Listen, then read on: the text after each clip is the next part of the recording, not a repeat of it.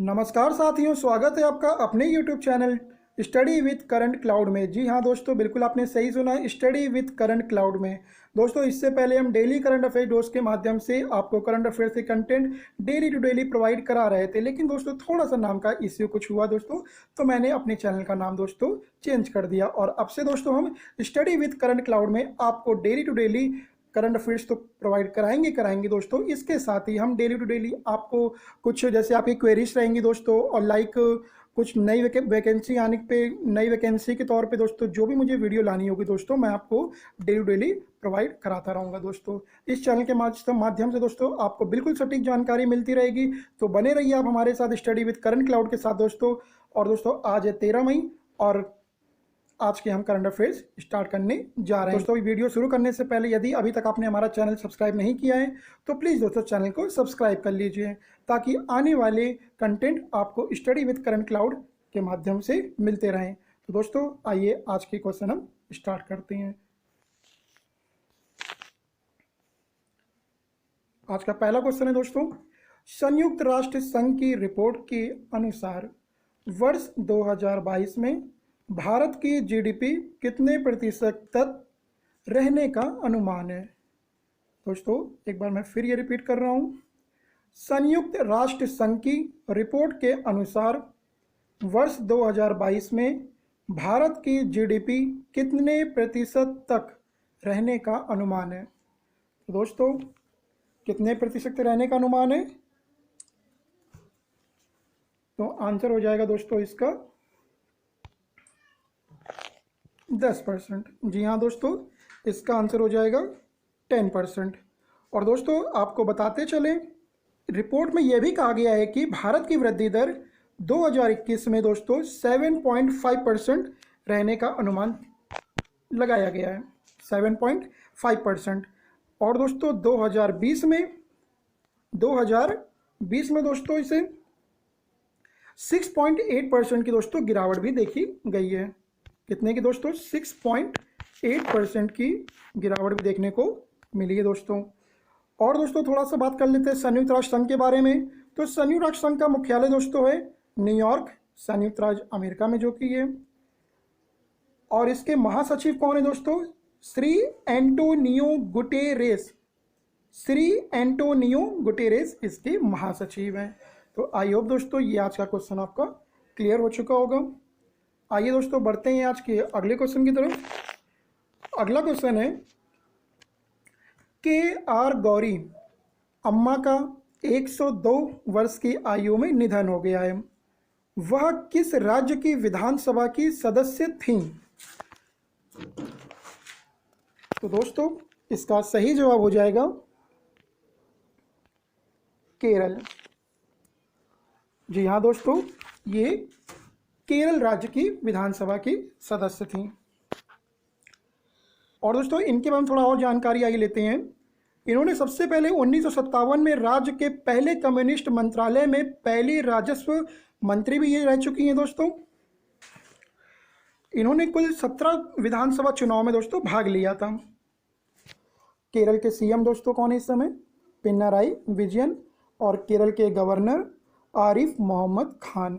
कुछ यहाँ पे वन्य अभ्यारण्य की बात कर लिया जाए दोस्तों, तो यहाँ पे वैसे तो बहुत ही वन्य अभ्यारण्य है दोस्तों, बट इंदिरा गांधी वन्य जीव अभ्यारण्य और चिनार वन्य जीव अभ्यारण्य यहाँ पे फेमस है दोस्तों।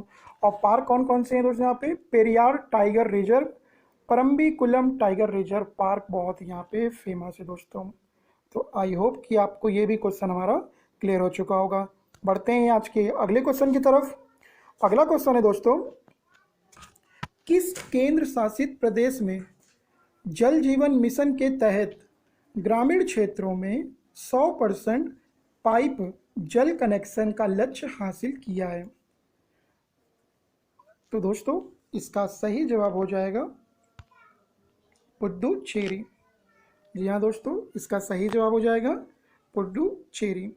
आइए दोस्तों इसके बारे में थोड़ा सा विस्तार से आपको बताते हैं।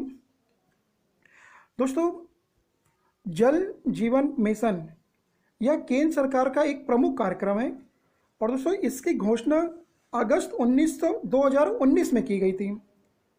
इसका उद्देश्य क्या था दोस्तों? 2024 तक देश के प्रत्येक ग्रामीण घर में नल के पानी के कनेक्शन प्रदान करना है।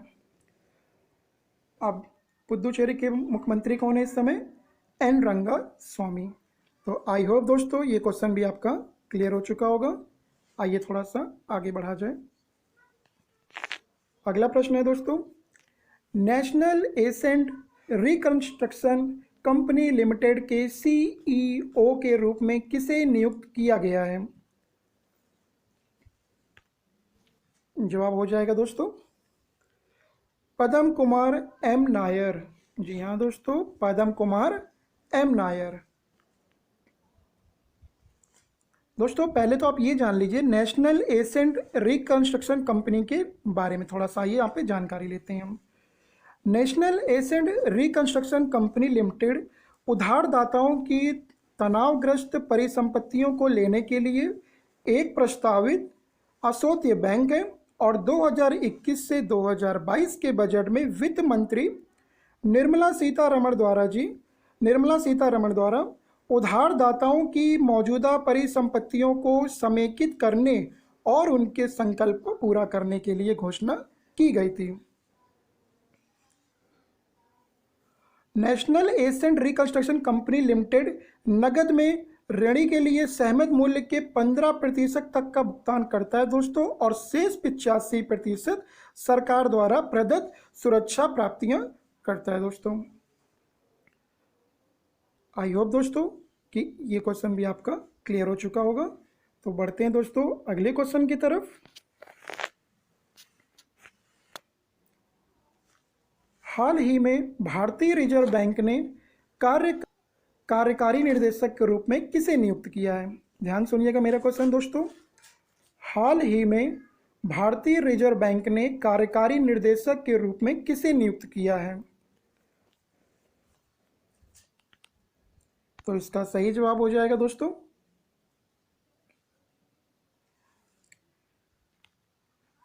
जोश जे कट्टर।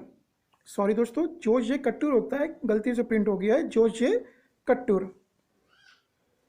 और दोस्तों आइए थोड़ा जोश जे कट्टूर जी के बारे में जानते हैं। दोस्तों श्री कट्टूर जी 3 दशकों में संचार, मानव संसाधन प्रबंधन, वित्तीय समावेशन पर्यवेक्षण, मुद्रा प्रबंधन और रिजर्व बैंक के अन्य क्षेत्रों में भी ये कार्य कर चुके हैं।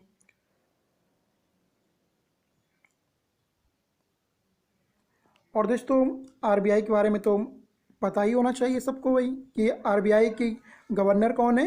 शक्तिकांत दास जी। और ये किस नंबर पे है? 25वें नंबर पे। और आरबीआई का मुख्यालय कहाँ है?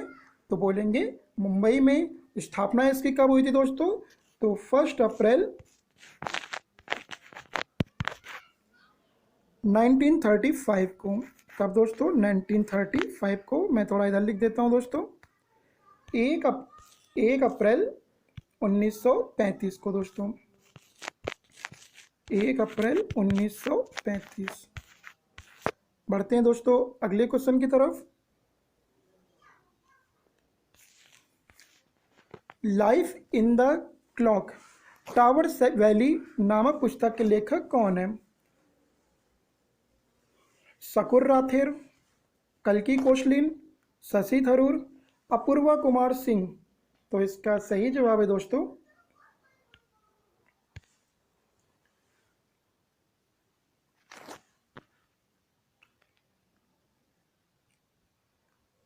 शकुर राथेर।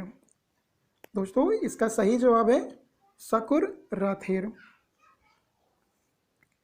और दोस्तों इस पुस्तक के बारे में अगर थोड़ी सी बात करी जाए तो यह पुस्तक स्पीकिंग टाइगर द्वारा प्रकाशित की गई है और इसमें कश्मीर के प्राचीन अतीत और इसके वर्तमान और हमेशा अनिश्चित भविष्य के बारे में बताया गया है।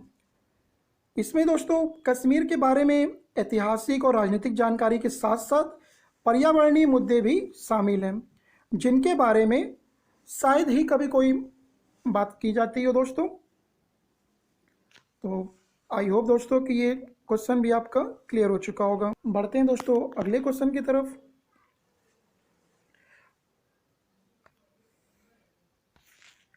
अगला क्वेश्चन है दोस्तों, एक सेकंड दोस्तों। ग्रामीण स्तर के उद्यमियों का समर्थन करने के लिए CSC डिजिटल सेवा पोर्टल पर चैट बोट EVA किस बैंक ने लॉन्च किया है? तो दोस्तों किस बैंक ने लॉन्च किया इसे? HDFC बैंक ने।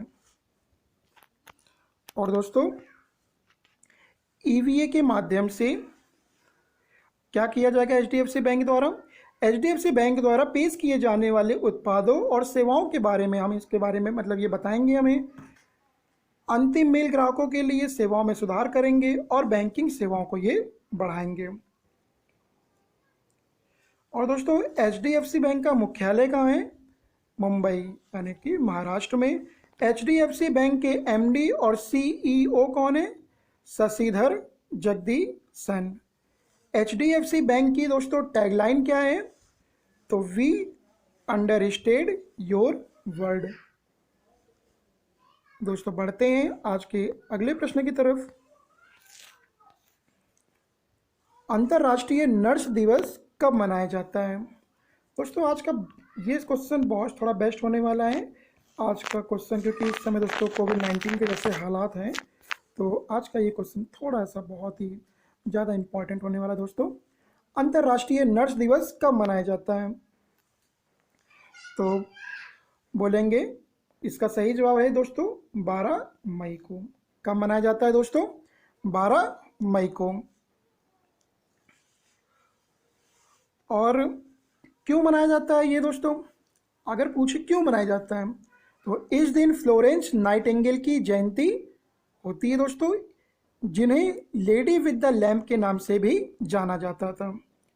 ये आधुनिक नर्सिंग की संस्थापक और ब्रिटिश समाज सुधारक और सांख्यिकीविद भी थी। इसीलिए दोस्तों इसे अंतर्राष्ट्रीय नर्स दिवस हर साल 12 मई को मनाया जाता है। और इसका विषय क्या रखा गया है दोस्तों?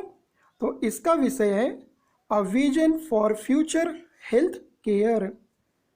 A vision for future health care. और इंटरनेशनल काउंसिल ऑफ नर्स का मुख्यालय कहाँ है दोस्तों? मुख्यालय दोस्तों ध्यान से सुनते जाइएगा और कहीं कॉपी में नोट करते जाइएगा, क्योंकि मैं हर एक क्वेश्चन पे जहाँ ज़रूरत पड़ रही है मुझे, या जहाँ ऐसे क्वेश्चन आ रहे हो जहाँ मुख्यालय बताने की ज़रूरत पड़ रही हो दोस्तों, तो मैं आपको मुख्यालय भी उनके बताते जाऊँगा, क्योंकि ये सब रेलवे में, खास करके रेलवे में बोलूँगा दोस्तों, बहुत पूछे जाते हैं मुख्यालय वगैरह। SSC में तो दोस्तों फिर भी कम अप कर दिया है, लेकिन रेलवे में अभी भी बहुत मुख्यालय पूछा जाता है। हर एक पेपर में एक क्वेश्चन तो बनता है मुख्यालय से दोस्तों। तो इसका मुख्यालय दोस्तों जिनेवा स्विट्जरलैंड में, और इसकी स्थापना कब हुई थी? 1899 में। इंटरनेशनल काउंसिल ऑफ नर्स की स्थापना कब हुई थी? 1899 में। तो बढ़ते हैं दोस्तों आज के अगले क्वेश्चन की तरफ। अगला प्रश्न है हमारा, हाल ही में भारतीय नौसेना ने किस देश के साथ पासेक्स युद्ध अभ्यास किया है दोस्तों? इंडोनेशिया के साथ, कनाडा के साथ, इटली के साथ, या फिर रूस के साथ? तो इसका सही जवाब है दोस्तों इंडोनेशिया के साथ। आइए थोड़ा इसको विस्तार से जानते हैं दोस्तों। और ये युद्ध अभ्यास क्यों किया गया है दोस्तों? क्योंकि भारतीय और इंडोनेशिया नौसेनाओं ने युद्ध अभ्यास इसलिए किया है दोस्तों, क्योंकि अपनी पारस्परिक सहयोग में और सुधार लाने पर फोकस के साथ साथ दक्षिणी अरब सागर में पैसेज एक्सरसाइज के माध्यम से इन्होंने ये युद्ध अभ्यास किया है। और दोस्तों पासेक्स के बारे में थोड़ा जानकारी कर लेते हैं हम लोग कि पासेक्स क्या है। तो भारतीय नौसेना नियमित रूप से मित्र देशों के साथ पासेक्स युद्ध अभ्यास करती है।